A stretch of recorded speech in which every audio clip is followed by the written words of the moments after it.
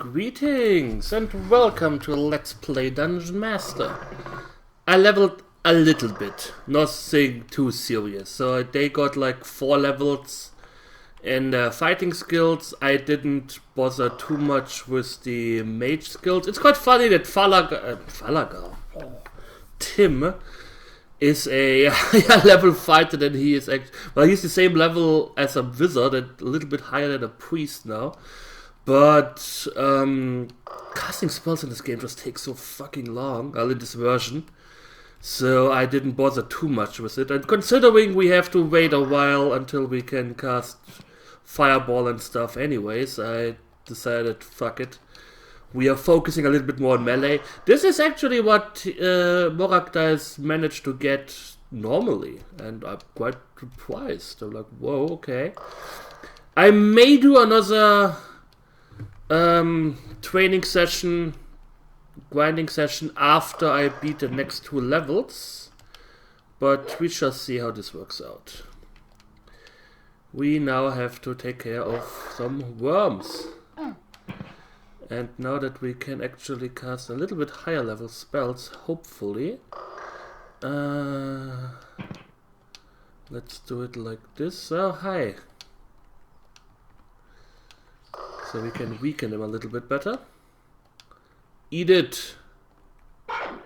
Come on, eat it!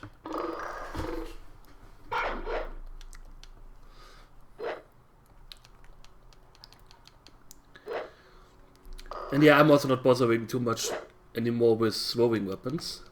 It just takes so long! God damn it!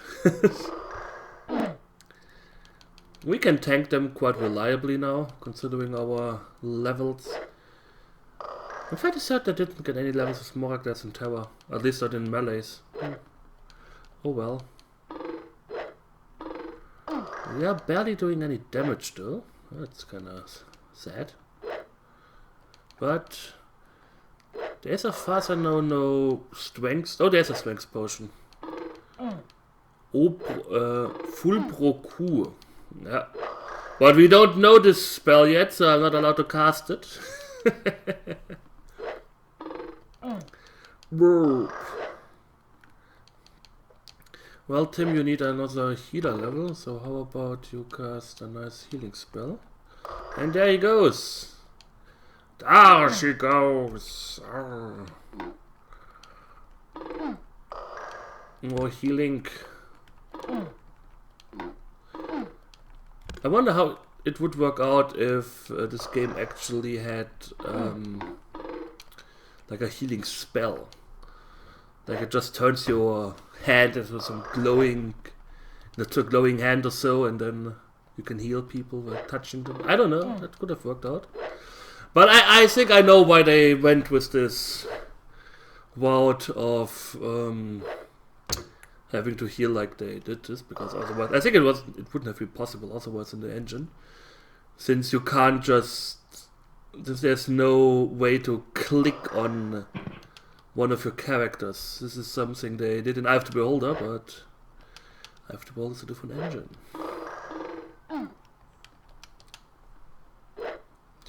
I was thinking earlier while doing my lunch that I was thinking about the CRPG Addict's review, and how he complained that you don't know how much damage, or if weapon A is better than weapon B and so on. And I was thinking how I would implement this, because I'm not a big fan of this, yeah, you have a mage with an identify spell and he knows everything. Or you have like a bard with a lore skill and he knows everything, and that's stupid. I mean, I don't know.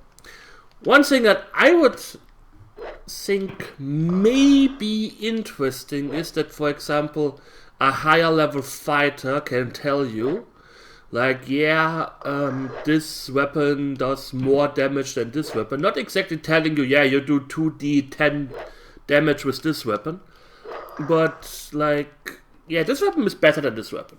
Like, you compare things. Then I was like, okay, but having to always compare 2 items is tedious. So you put like lots of item in the inventory and you just say, yeah, warrior, or order it by best weapon or so. Order it from the strongest damaging weapon to the lowest damaging weapon. Okay, that could work out. You could attribute it to some sort of time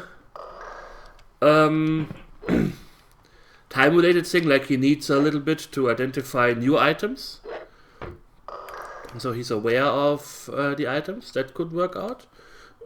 Combined with a food meter, maybe. So you have to evaluate, like, okay, do I want to identify all of the items that I have, or do I just want to look at specific items? So the warrior would be like reliable for identifying how much damage you do with a weapon. A priest could, like, I don't know, pray at a weapon or try to find out if a weapon has magical enhancing properties. Let's say it this way. That gives you +5 to strength or something like that. Which would be like a nice idea, like you have like this normal falchion sword and your warrior just looks at it and it's like, from the blade it looks I'm doing all these motions here and you guys can't see it. Yeah, from the blade it looks a little bit dull and I don't know that it's very deadly. So I doubt that it would be good or useful. And then the priest is like, oh, may I have a look? And then he's like, wow, there's the soul of an angel is inside the sword, whatever, I don't know. And that gives it the ability to protect you or increases your strength. So even though damage-wise, the warrior wouldn't know about this because he's a warrior. They're stupid usually. He wouldn't know about this. So he would be like, oh, okay, the blade looks a little bit dull, it's stupid. And so on and so forth. And the mage would be like, yeah, I sense a faint fire spell has been cast on this, so it will do fire damage to and if it hits flesh. I mean, this is something the warrior may try out, like, yeah, I'm trying to swing it, and then suddenly flames come up. Then he would be like, yeah, okay, that's quite awesome. So it needs to hit something fleshy, I don't know. I'm just throwing ideas at the wall. But I kind of like the idea of something like that. Instead of like, yeah, okay, I have an identify spell. Oh yeah, it's a +2 sword. +2 long sword. Yeah, that's great. Ooh, wonderful. Yay, next one. A thief may... Yeah, I guess a thief are out of the question in this regard. Like, a thief may say, this is worth so and so much. Especially if he knows, like, if you tell him, okay, the warrior said this is a pretty dull blade, but according to the priest, there's an angel in there, and the mage says that it may set people on fire, and then the thief is like, yeah, I know someone who would be interested in that. He would pay 5,000 gold in that or something. I don't know. So every class or subclass, meta class, let's say it this way, has like a different way to how they look at items and how they would identify items. I don't know. That's something I like to think about. This is something you may try out or so. It may be totally tedious. That's the thing. I mean, like I said, you can either you make it like, yeah, okay, I make it a skill check. So either the priest is able to do this because of his level in priestness. I don't know, priest level. Or you make it, like I said, based on like time, and then time should be also of importance for the game. Otherwise it would be like, yeah, okay, you rest for, you check items for 8 hours. Great. That's not a decision I have to make. Everything you do should be like a decision you have to make. Like. Otherwise it's just tedious, stupid, irrelevant. I mean, if I just have to, instead of identifying an item, instead of like, okay, So that is over. Instead of going like, okay, I right-click the item and it tells me everything I need to know, I have to do this process just for role-playing purposes, just so I have to make this process. That would be stupid, in my opinion. That's not something I would enjoy or someone would enjoy. Like, okay, yeah, I have to show it to the warrior, I have to show it to my priest, and then I have to wait 8 hours, not in-game time, for something to appear, and so on and so forth. Just for something that other games solve by right-click. I think you understand what I mean.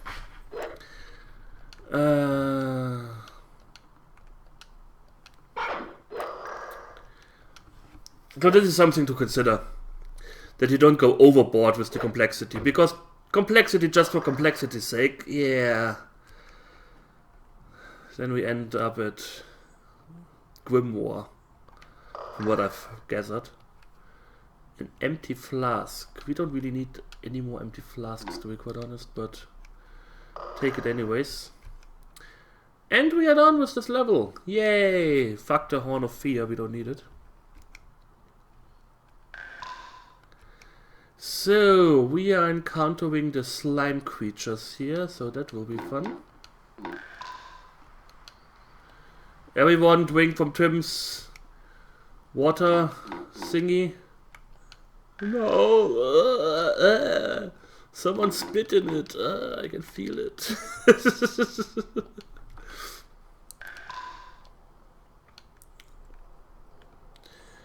And one thing I also like to say is you don't really have to reinvent the wheel every time you do something. I mean, just adding something for the sake of adding it, and then thinking like, okay, do I need this? You should always think, do I need this? Yahtzee said it quite well. He said, the best game is a game where you can't take anything away anymore. To keep it like the core. So just adding things like, okay, yeah, we could add a crafting system to Dungeon Master. Would it benefit from it? I wouldn't say so. Like, my problem with crafting systems, especially in RPGs, is like, yeah, what exactly is the point? I mean, either you have a different system on how you handle things, on how you gather things, like, how do I explain this? Take Skyrim, for example. In Skyrim, you walk around and you find a iron ore node in the wilderness. And you are like, okay, I found an iron ore node. I'm ironing this iron, I'm mining this iron, and then when I come home, I can forge my own weapon. Iron sword. Iron swords that I already found aplenty by killing enemies. If you... Oh yeah, the slime things look different in this version, by the way. They look kind of like this, where you don't really know where the front is it actually looking at me or not. Though you don't even notice with the other slime things too, the other version, so I guess it's guesswork. I don't really want to be poisoned. Morak needs a little bit of healing.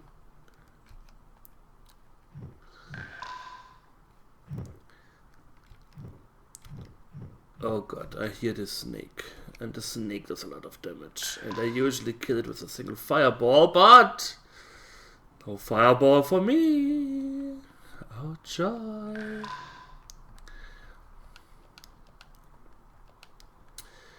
So yeah, back to crafting.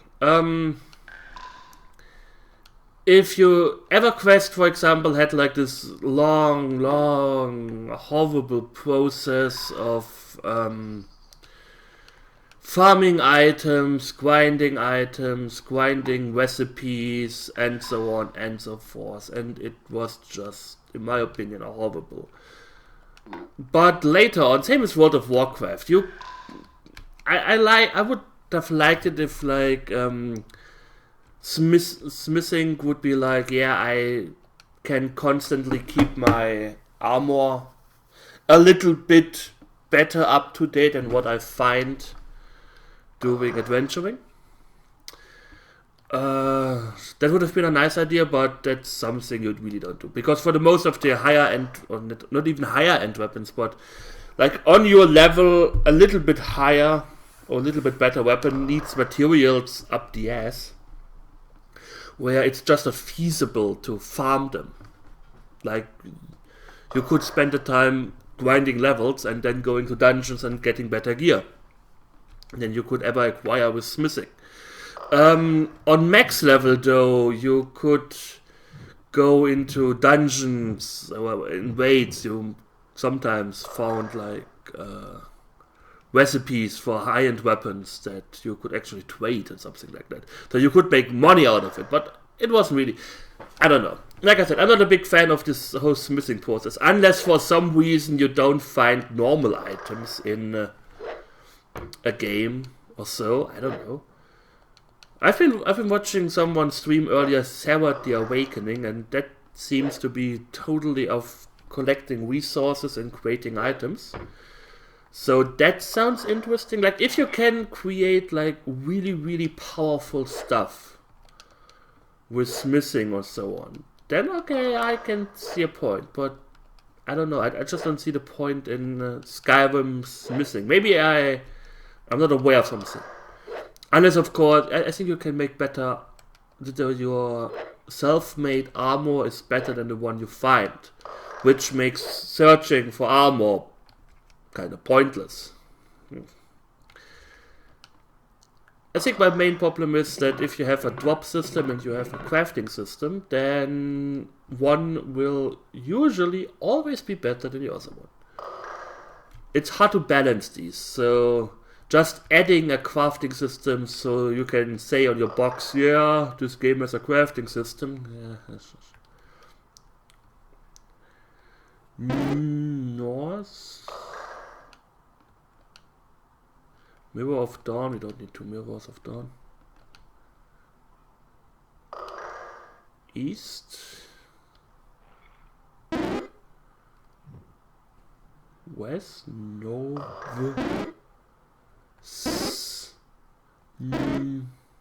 Oh.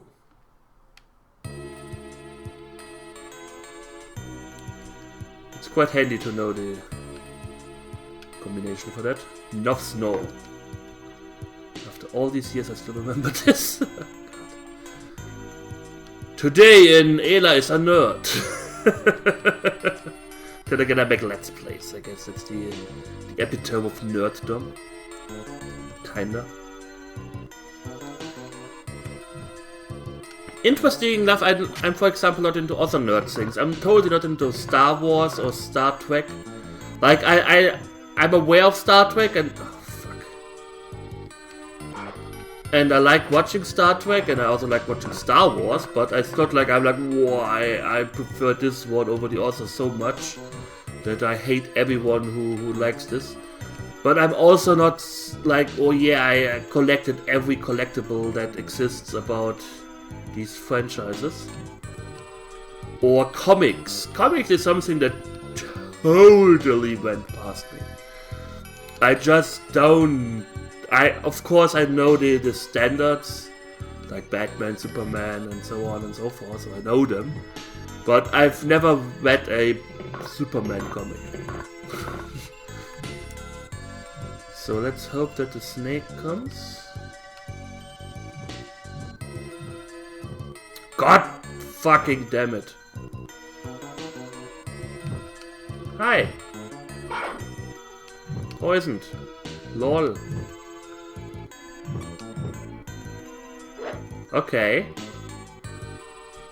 Apparently they just don't have a lot of hit points. That's why you can easily kill them with a fireball. Hoo-hum. That opens up this, and if I step on it again, it closes. What? Yeah, so we want to keep this open in case I have to flee. We know where to go. Anyways, I thank you all for watching. I hope you enjoyed it. And we will see each other soon. So take care and hit the like button.